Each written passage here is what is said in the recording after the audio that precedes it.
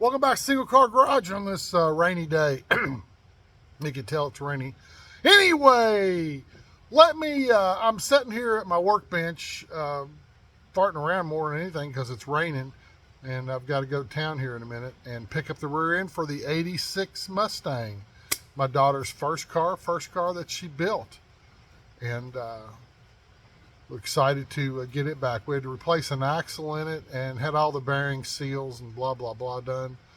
And it should be good to go. But, hey, let me show you something. Oh, it's a goat under plastic. Not really. It's a Le Mans under plastic. Let me show you what I was going to show you anyway. We ran out of wiring. And what I mean we ran out of wiring, all the wiring required by this throttle body, we were pretty good to go. We needed one more on during ignition port, and we didn't have one. So after looking at several options, and I'm not an electrical person, so after looking at several options, I talked to my daughter. It's her project. She's doing all the work. And I shouldn't say after I looked at the options. After she looked at all the options, she actually decided to go ahead and put a new wiring harness in this car. So American Auto Wire wiring system, and that's what we use here at the shop. They have nice stuff. She already had this actually in stock here. Just hadn't planned on using it as soon as she had to. But that's what she bought for the car. Very important. Follow the instructions. And it says, start here. It tells you all about crimping and how you use the crimpers. Shows you everything that you will need to complete the job. Then it gives you a breakdown of where all your wires go. Now, I'm not going to go into a breakdown. We were going to video this. She's not super comfortable in front of the camera, so we decided not to, or she decided not to. But I kind of wanted to show you what she's been up to.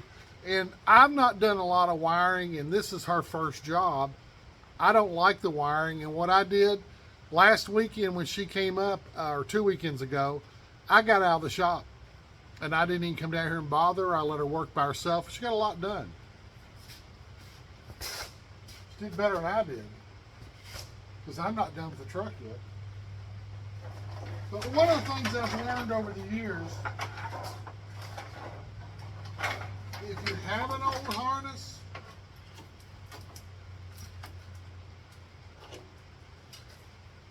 when you take it out, if you'll mark everything, it gives you your ends and you kind of know what went where.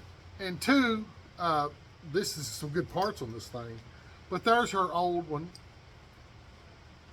And she marked everything as she took it out. This is under the dash. The under the hood's up front there. She has it laying out looking at it.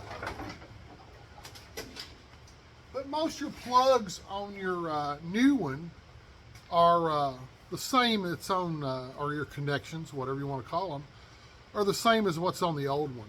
So it's kind of, when you get, man, I don't know how this goes, or you can go back and look at your old one. And she's had to go back, and about every one I've done, I've had to go back and a couple of times and look and go, okay, well, that makes sense. Now I know where this goes. So that's what she started on. So first thing she did was take all the under the dash stuff out, and then she went back and installed all the under the dash stuff. And it has a nice step-by-step instruction on it. Well, the first thing you gotta do is put your fuse box in. So let's take a look at that real quick. There's your new fuse box on the firewall side. And your firewall has to be cut just a little bit to make it fit. Now, you see this area right over in here this already had a real small opening, so we used that opening. It's a little wider than it needs to be, but we'll cover that up, and you won't know it was there. It had this wire right here was coming out of it, and I forget what the wire did, but that's where we cut that out and why we cut it out. Now on your old one, there's what came out of your firewall.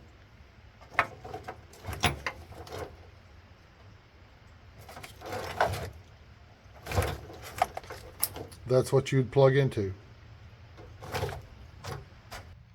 So there's what your fuse box looks like from inside.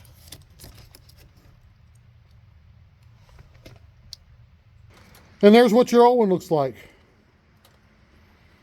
So as you can tell, on the new system, you got a lot more going on. So as you can tell, she's gotten a lot done. There's the under the hood harness, and that's what she's was finishing up on. So she came in, stripped out all her old wiring, put her new fuse box in, got all her under the dash stuff run, and most of that's plug and play. Now, where these kits cover 4 or 5 years of a certain model, this car had different instrument panel plug-ins, and they offer them, and so she had to build them, but all the parts were in the kit. Everything else pretty much plugged up, and then she's got to build these. That's the one thing she hasn't done on her front. This comes with all new parts, and each car was kind of a little bit different, so she has to build these. Again, pretty easy to do. Get the crimpers and everything with the kit, and you'll be good to go. So she'll be in this weekend, and she's going to finish this, and then she is going to finish the tail lights, and then she's got to start wrapping her wire, and then she'll be pretty much done. So, but what this will give us, you notice the difference in the inside on how many fuses you have and accessories you have. This gives us plenty of wiring to run the car and the computer and the fuel injection correctly without putting an extra fuse box in or putting an extra relay in. And we've got all new wiring. This car had the original wiring, so everything's updated. We got updated fuses. It'll be a lot better off. And for a car with, new suspension, new motor, new transmission, new rear end, you might as well have new wiring, because this is going to be her travel car, and you don't want to have problems with it. So that is where she is on that. So let me show you one more thing. I've been piddling with the truck, but I've got to get this car off the lift before she gets here this weekend. So I've got to focus on getting all my parts for my brakes and getting them installed. So I've been working on the truck a little bit, and I need to be working on the Corvette a little bit because yay, parts are here. I think I've got everything I need now to finish that Corvette off and get it on the road again. I've just got to get over there and get it done. So there's where she is on the GTO. I've got to get the brakes on this Buick so we can get it running and driving.